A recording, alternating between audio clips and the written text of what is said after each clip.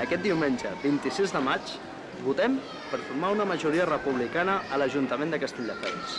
Tenim l'oportunitat de repensar Castelldefels per transformar-la en una ciutat de cultura i coneixement, que s'incorpori a la onada d'ajuntaments republicans i de progrés. Diumenge votarem. Votarem per continuar recuperant la memòria històrica. Votarem per donar-li un nou nom a la plaça de la biblioteca, el nom de la nostra companya antifeixista Neus Català, una dona digna i amb coratge. Votarem també per crear l'Oficina de Drets i Deures, per aturar els feixistes amb el seu discurs de l'odi. Ens estimem les persones, per això volem fer de Castelldefels una ciutat inclusiva i participativa, perquè tothom es mereix les mateixes oportunitats de buscar la felicitat. I ha de ser una felicitat compartida i lliure de discriminacions i de violència de gènere.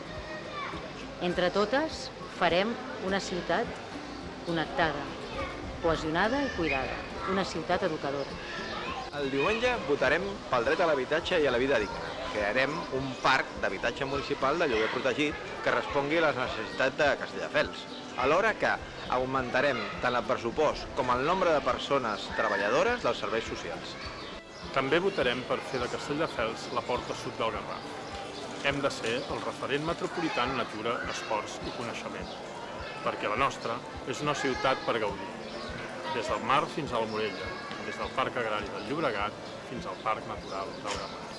Diumenge que ve hem de construir una majoria social, republicana, amb diàleg, amb conviccions, amb compromís, amb l'esperit de l'1 d'octubre, però sobretot amb el del 3 d'octubre, quan la resposta col·lectiva a la repressió es va deixar sentir fins a l'últim racó d'Europa. Per fer-ho, comptem amb tu.